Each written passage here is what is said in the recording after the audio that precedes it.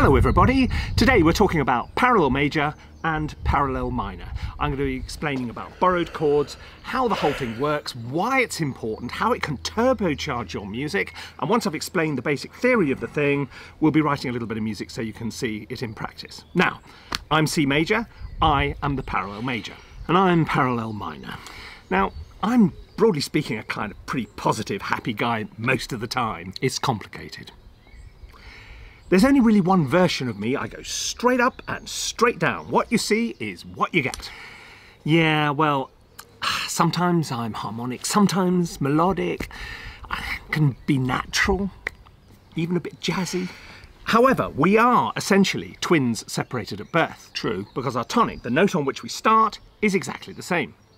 C, okay? It's just after that we go our own separate ways. And I'm nice and reliable and predictable. I'm the interesting one. What I'm going to do is I'll run back to the shed and I'll show you this in practice so that you understand how it works. Is that a wrap? Can I get a latte, lovey? Yeah? Thanks? Yeah? Fresh cup of tea.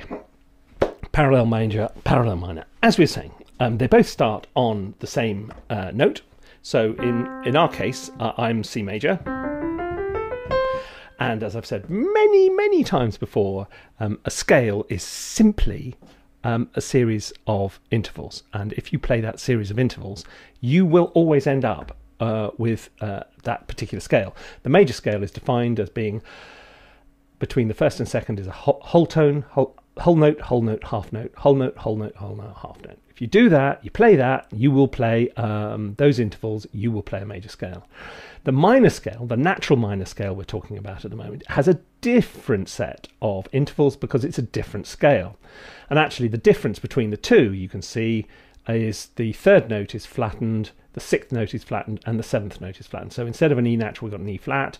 Instead of an A natural, we've got an A flat, and a B natural, a B flat. So far, so good. What does all this mean to you as a musician trying to play something in practice? Okay, what it means is you get a whole new shopping basket of chords.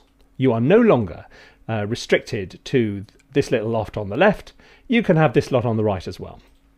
Oh, how you use them is what we come on to next. But let's just fill that out just for a second.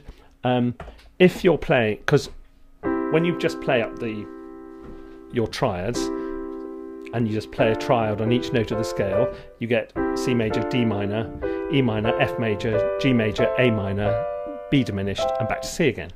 If you do the same thing using the minor natural scale, you get C minor, D diminished, E flat major, F minor, G minor, A flat major, B flat major, and then back to C again. That's quite a lot of new chords. The easiest way to remember which ones you've got available to you, because it's all very well if you don't want to memorize every key, you want a way of working them out fast. So if you want to borrow from the minor, chords 1, 4 and 5 can go both ways. They can be either major or minor. So then if you take the third, sixth and seventh notes of the scale, okay, in this case it's E, go down a semitone, flatten them, and then put a major chord on it, then you're in business. So what we've got is C major can be C minor. Instead of E minor, we can have E flat. F can go both ways. G can go both ways. A minor can also be A flat major. B diminished can also be B flat major. If you think of a really hackneyed chord progression like 1, 5, 6, 4,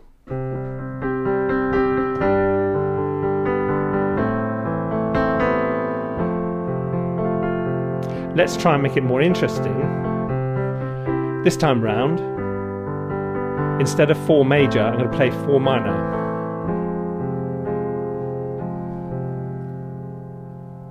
Makes a difference, doesn't it? Okay, let's try swapping out a different one. All I'm doing is taking a chord 4 or a chord from the major scale and replacing it with like for like the same number chord from the minor. So we go chord 1, chord 5. Now we're going to go to A flat major rather than A minor. So we're going to borrow A flat major, chord 6 from the minor. It's quite nice, isn't it?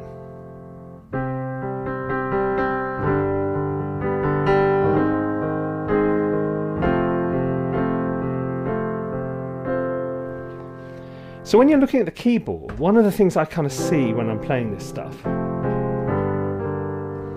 is you've got essentially available to you chords 1, 4 and 5 of the minor third above. So if I'm in C, the minor third above C is E flat. So there's these all flat, lovely sort of flat side chords. This is a very filmy thing to do. So if you're going to go...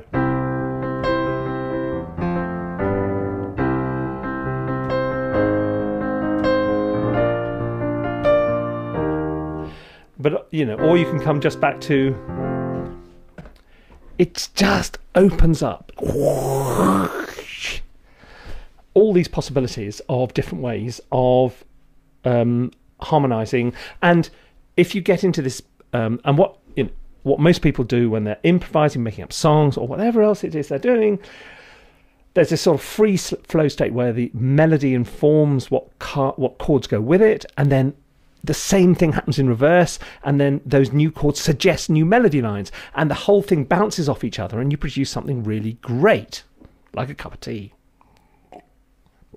So if you use the other thing to say, I'm avoiding getting too deep into the weeds of the theory with all this, because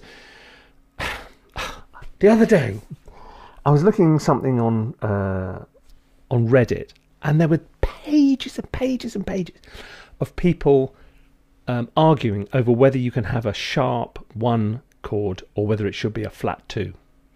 That is what I really dislike, because I don't care. I know it makes a difference. I know functionally they're different things, but I don't care.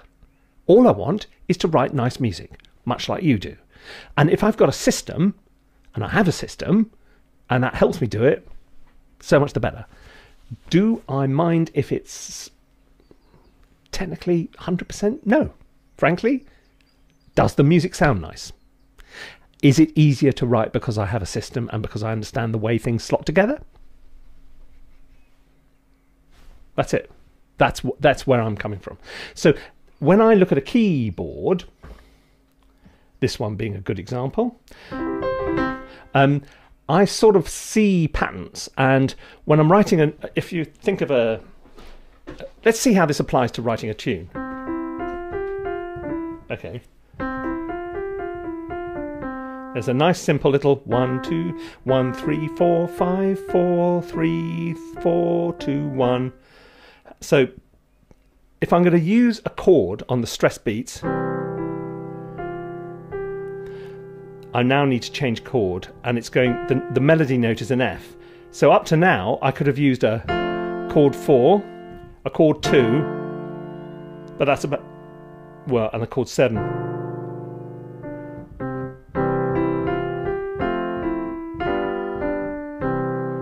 But now, I've got others I can go to. I can go to that B flat. And then I can go to either to the A flat, because that's available to me. Look, C is the middle note of the chord of A flat major. So what's going on when I'm looking at this stuff is I'm thinking, where is my melody notes going, and which are the stress ones, and what chords have I got available to me that include those notes? And this is before I get into extensions and sevenths and ninths and elevenths and all that kind of thing. But if there's a conscious process, that's what it is. And having these extra chords available to you, knowing that I can go, for example, to a 4 minor, that's nice.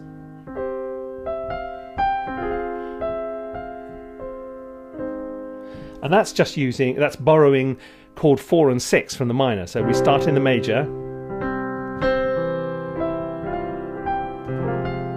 That's F minor. Then when it comes back down to the C, I just go to the A flat.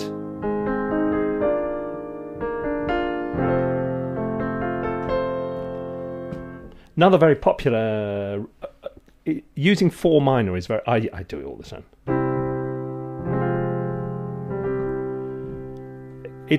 It's nice because it's got that slight ambiguity.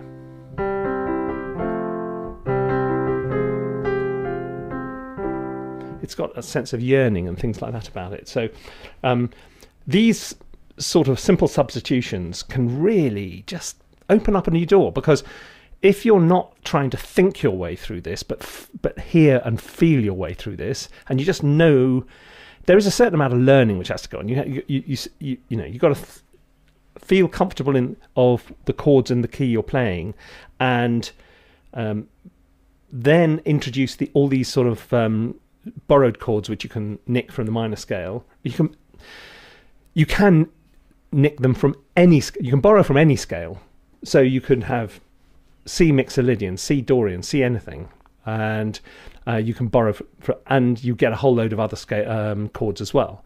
But just I've just doubled the number of chords you've got available to you. Don't be greedy. Don't go out there. Well, I want C Mixolydian. I want, no. Just stick with. You got 14 chords. 10 minutes ago you had 7, and now you got 14. Are you? Go and play with those first. What people like, I don't know. Okay, so look, enough waffle. Let's see how this might work in practice. And so we come to part 2, which is where we actually put some of this into action and show you how it works when you're writing music. And as you can absolutely see, it is definitely the same day as part 1. No, it's not. It's several days later, actually.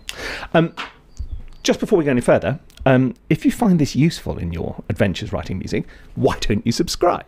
It's free, and I might go on to tell you something you'd like to know. Okay, so just click the thing and remember to do the twinkly bell thing. And there's lots of downloady stuff under this as well, because we give away quite a lot of free teaching materials which you might enjoy. Back to writing.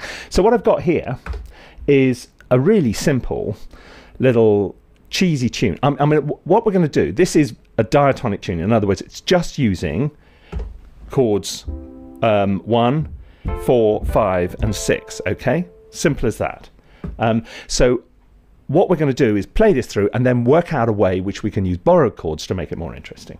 And the reason this has happened a few days later is I suddenly realized, actually, to explain this properly, I need to explain how I go about writing music, which is a bigger question. Anyway, we'll touch on that as we go. Here is the cheesy tune. Are you ready?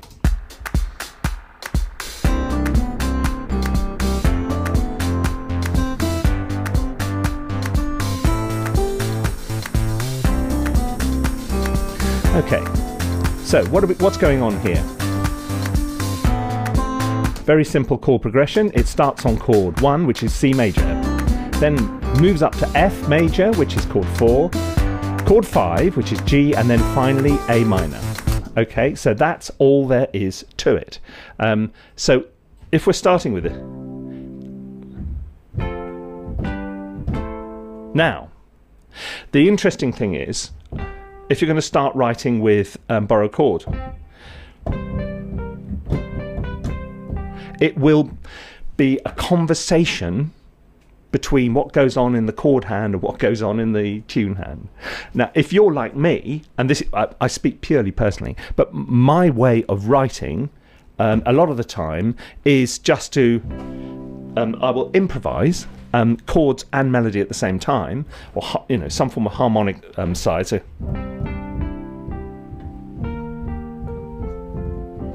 and so I'm thinking all the time about melody notes, which chords are available. So if I'm going,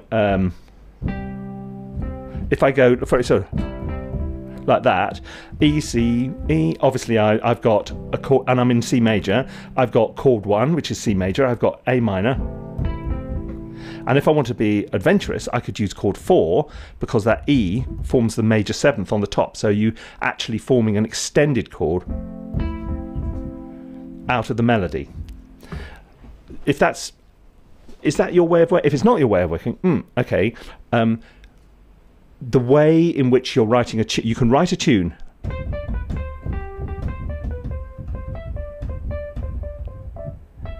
and then it can evolve as you start doing different chords. So if we start the same way, that's C major. Suppose we go to E flat now, a borrowed chord.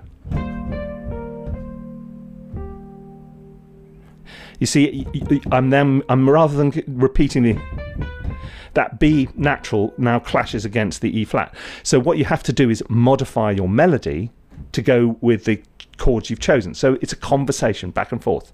So we go.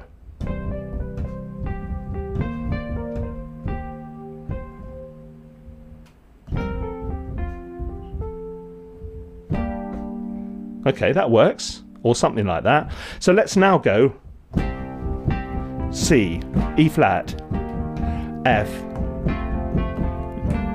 G minor. So we've got two borrowed chords in there and two major chords. We've got chord 1, chord 3 minor, which is E flat, chord 4, which is 4 major, and then ending up on 5 minor. So there's two borrowed chords and two straight chords. Let's see if it makes the music any better, because it's not something I'm going to have played at my funeral. I tell you that for free. Oh God, can you imagine?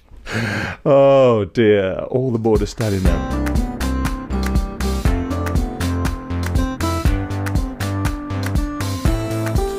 He was a nice bloke, but rubbish composer. Oh dear, oh dear, oh dear. No. Right, okay, where were we?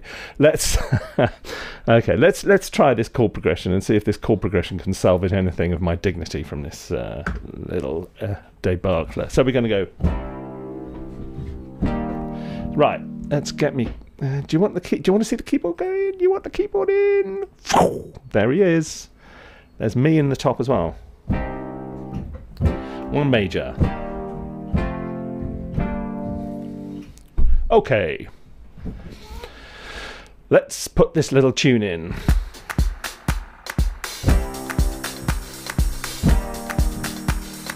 F, now up to G minor. Okay, now let's put the bass line in.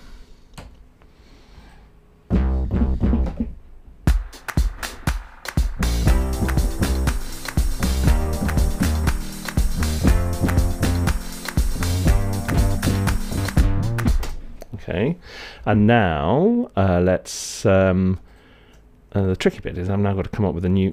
The tune has now got to be modified to fit the new chord progression. It's not the worst thing that's going to happen. You know, as I say, you know, this is how it goes. This is how my version of composition works. Right, so let's now come up with a tune. Oh, really?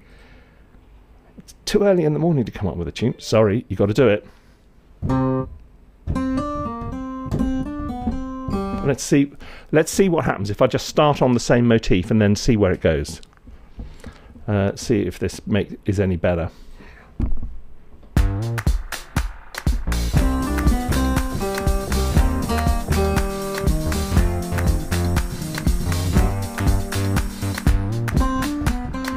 Okay.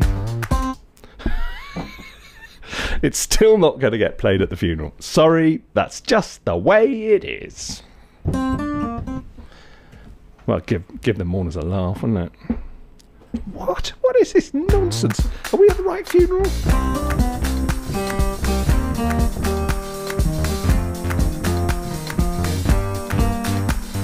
Okay, there you go. That's it, done. So is that any better? If we're all standing around with our order of service and that comes out, would we feel any less?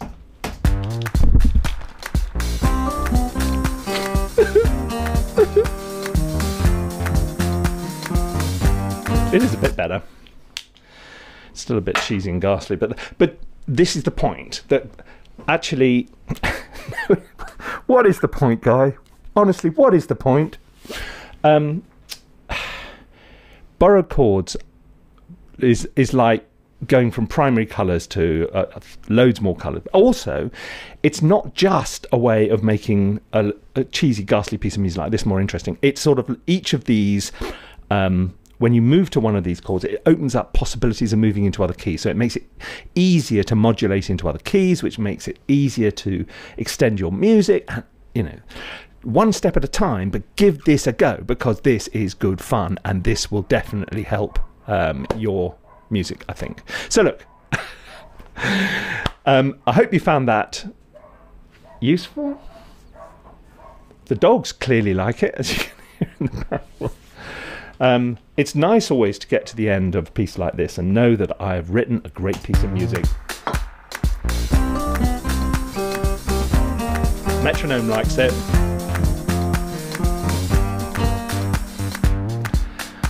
Sorry. I think that's enough, don't you? Click, cut, cut, cut, cut, cut, cut. Subscribe. See you soon. Bye-bye.